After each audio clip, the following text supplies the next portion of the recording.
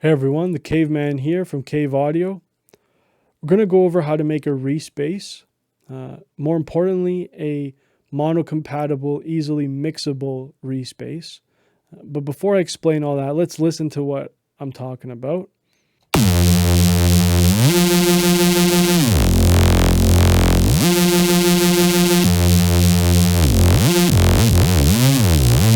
All right. So if you notice that Reese basses have this foundation, this fundamental part of their sound where they sound like they're spinning, right? And as we increase the pitch, the spinning gets faster. As we decrease the pitch, the spinning gets slower.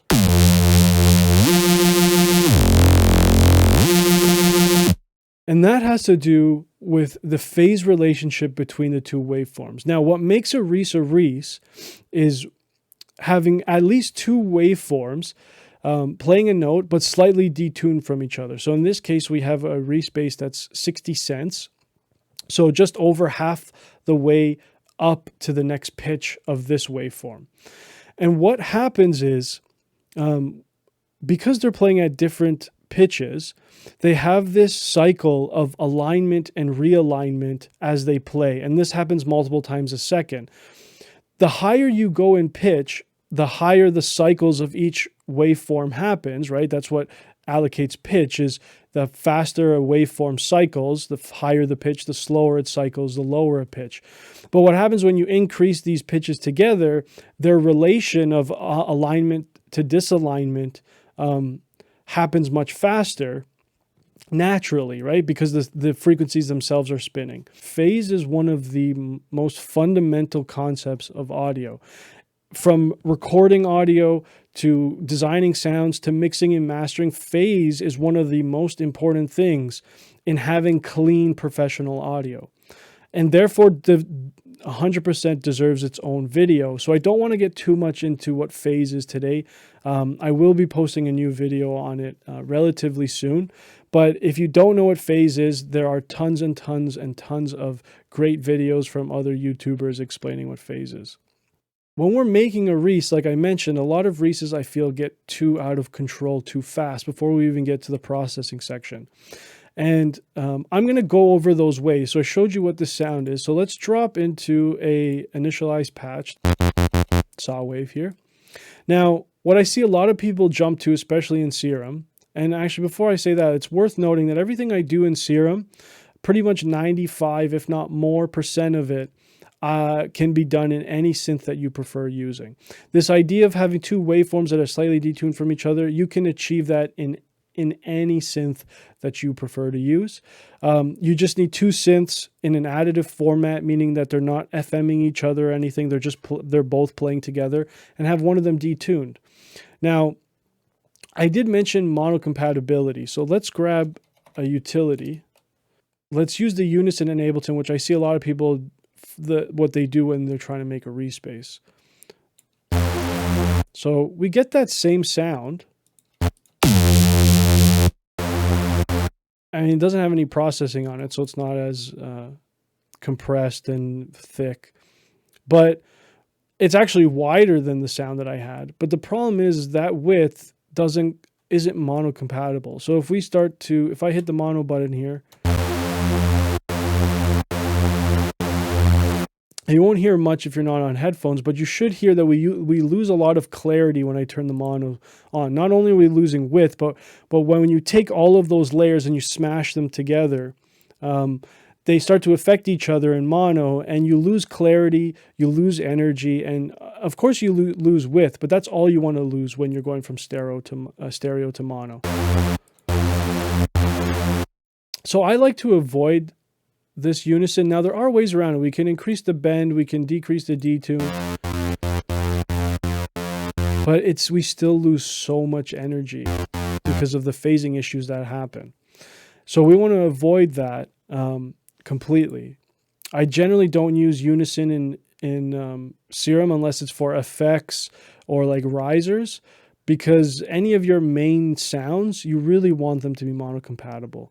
And the reason for that is, I mean, no one listens in mono anymore. Most phones are stereo speakers as well. Most systems that we listen to, headphones, 2 speakers, like mono isn't really a main listening perspective anymore. But when your sounds are mono-compatible, they have a higher probability of translating between systems in stereo, meaning that if you have a sound that sounds good in stereo, it doesn't always sound good in mono. But if you have a sound that sounds good in mono, it almost always sounds good in stereo.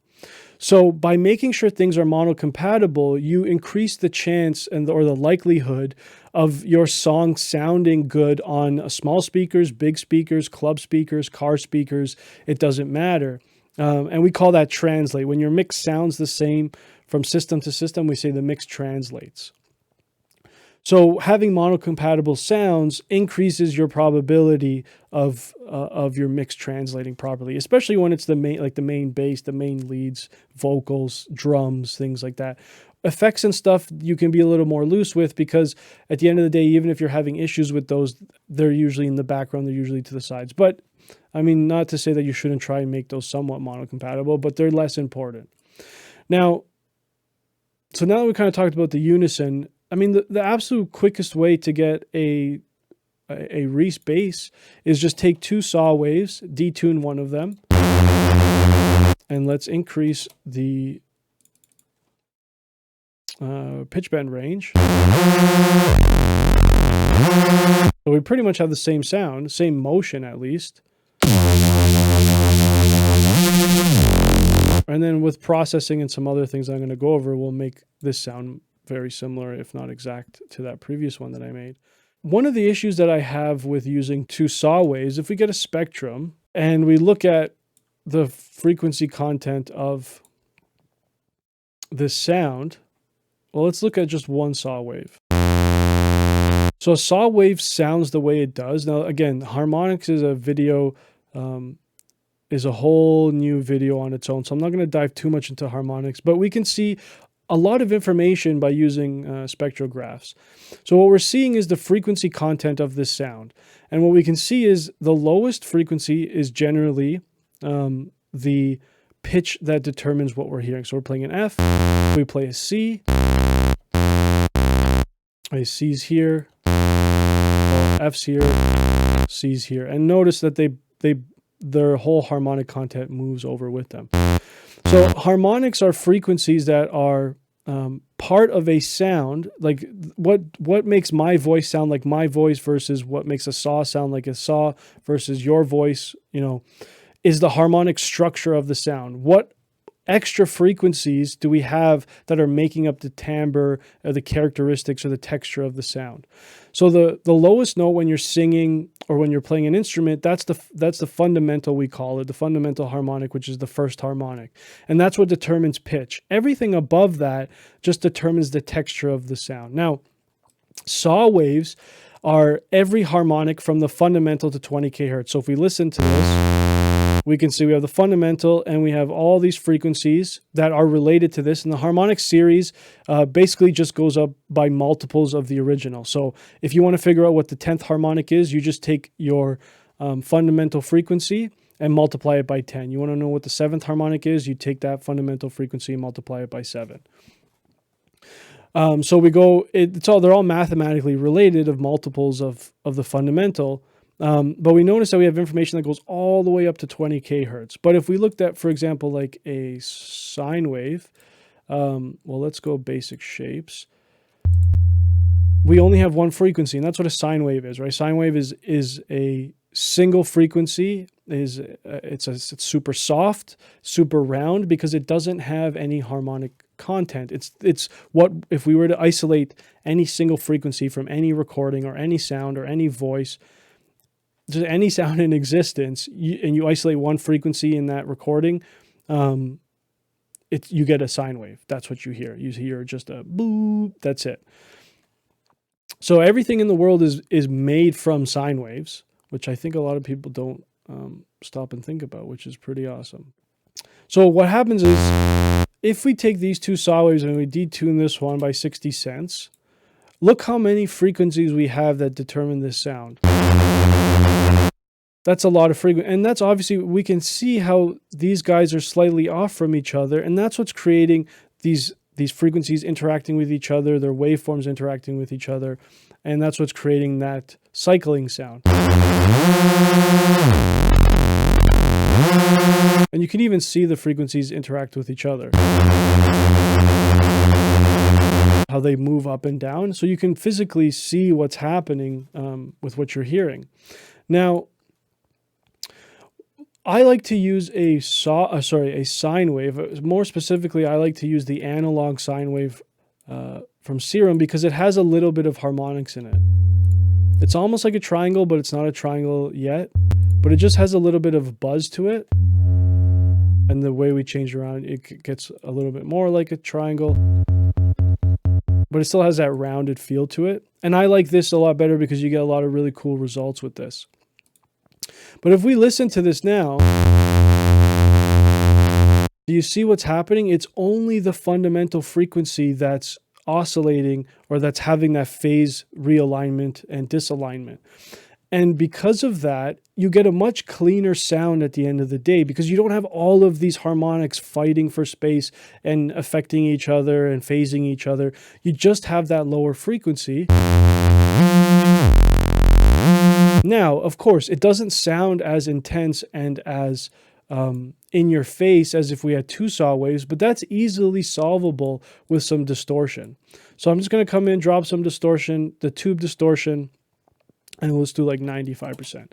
Now, something else that's important to note about distortion. Distortion just adds harmonic content. You know, it's called harmonic distortion because when you push a sound too hard, the system naturally creates harmonics based on that sound. So that's all so if we look at what's visually happening here, let this guy load. So we are getting slightly different harmonics, but we're keeping that really consistent, solid sound. Now you could push it all the way, but it gets a little too messy there. But hey, if you're looking for super messy, then that works. And if you notice now, all of these frequencies, they're moving, right? Because of this guy's moving and the distortion is forcing them all, smashing them all together. So they're all starting to move together. But we don't have that overly saw wave sound. We still have a very controlled sound that we can start processing differently depending on what genre we're in. And then now, of course, definitely what you want to put is some compression, some multiband compression to be more exact.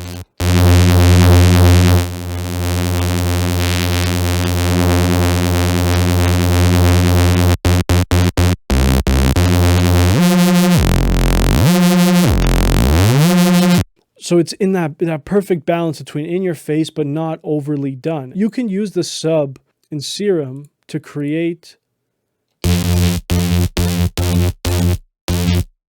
a little bit more of a different sound.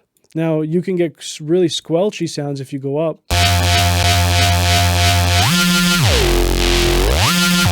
So it's a really cool way. If we listen to it on its own, right, it's just a sine wave.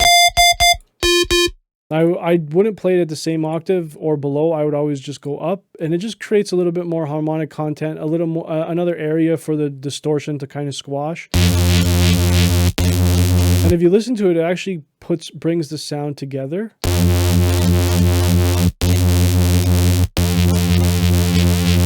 And you go up an octave, you start to get that squelchy sound, which is I really like. But not needed at all. If you want to just have it there to create a little bit of thickness, leave it at an octave above. Now, Reese basses are known for being pretty wide. So in order to create that width, I like to focus on creating width in my processing stage rather than creating width within my synth. Because one of the things that happens, and we'll see, I'm going to grab this rack that I made for the example sound. And I'm using disperser, but we'll turn off disperser because I don't want to make this about all pass filters. What I have here, like I have the OTT. If we start OTTing the OTTing after the width, you're just crushing all the sides, and again, you're taking up headroom. You're creating too much excitement on the sides, right? I like to have a distorted sound with OTT on it, and then enhance the highs after, or sorry, enhance the width after. So we have the OTT, and that's just going to give us, we'll turn off this guy here. We just have a limiter at the end. We can ignore that. The OTT, again, is same thing as the multi-band dynamics here. So we're just OTTing again, multi-band compressing again. I press space bar instead of the note by accident. So just balancing the sound a little more. You know, we could even add some more highs back. This is all to taste. It really doesn't matter. So now that we have the basics of it, to create width, what I do, and I'm using Ableton, obviously. So I have the ability to do parallel effects and even parallel instruments, which I think, in my opinion, is probably one of the greatest things that you can have. I'm not really sure if any other DAW has something like this. You can achieve this in any DAW by duplicating your channel and then having one of these effects, so only affecting this channel with the highs, for example. Now, you want to have anything that you have before, so obviously you want the OTT on both. So I'll drop the OTT in. But now that I have these two different layers of the sound, it's the same thing as having parallel effects in Ableton. But the beautiful thing about parallel effects, or parallel racks in Ableton, is that you have the ability to do so much on one channel. And if your computer can handle it, you can have really simple setups, but behind this simplicity of the setup, there's tons and tons of complexity, because you have things in parallel, things in series, and you're getting all these different things mixing together to create really interesting processing. So all I'm doing for width here is I have, again, two layers, and whether these are on the same channel or you have two tracks, it really doesn't matter. It's the same effect. I have the dry one here, right? But this wet one here, which is really just a coarse wet, I have two EQ8s here cutting out the lows because I only wanted to make the highs wide. And then I have a coarse, and that's it. And we could even turn these off, so we get a really wide sound. But I find that gets, again, too muddy, too messy when you have those low frequencies. Low frequencies you want to be careful with, because that's where a lot of phasing issues can happen. That's where a lot of mud happens. When you have your low frequencies overpower too much, it really reduces the clarity of all the high frequencies. Now, you could, I mean, where you place these EQs is really up to you. And I just had two to make it a little more drastic. But you could use a filter. It doesn't really matter. But basically, you're just isolating the area that you want to create width to. And then whatever width you put on, doesn't really matter what you use. You could use wider from Infected Mushroom. You could use chorus. You could use like really quick delays. It doesn't really matter what you're using to create width. But I just like to separate my width from my dry. And the reason for that is because, like, if we grab this utility and we mono the sound after everything,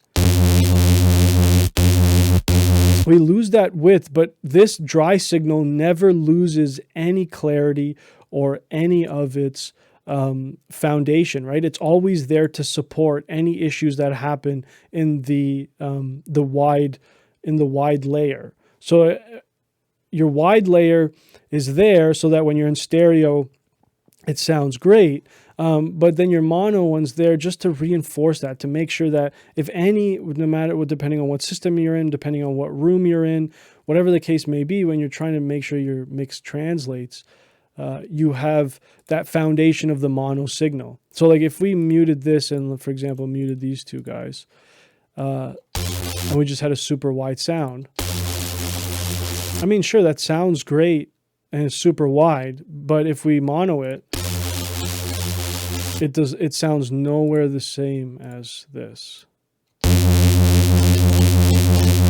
So you still have you don't lose any of that low end from the phase cancellations of all the chorus creating that width.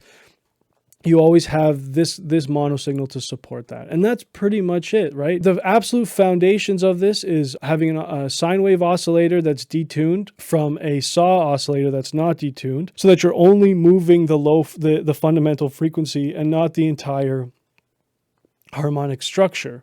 A little bit of distortion and a little bit of multiband compression, and then to create with really any way you want to create with that you like to create with, but separate them in whether, if you're in Ableton, separate them on different chains. And if you're not in Ableton, separate them using routing or having an extra layer, whichever way you prefer. It really doesn't matter. Like, you could just route this to another track, have that wide processing on there. You could duplicate the track and layer them. There's really a bunch of ways. You could use a aux track. There's really no right or wrong way to do that, but by separating the width and the mono signal, it gives you a lot more control, and it always makes sure that that mono signal can't be ruined by different systems. Can't be ruined when you're trying, when you're mixing or trying to make sure your mix translates. I hope that helps. If it does, please like and subscribe. It helps more than you know, and I'll see you guys on the next one. All the best.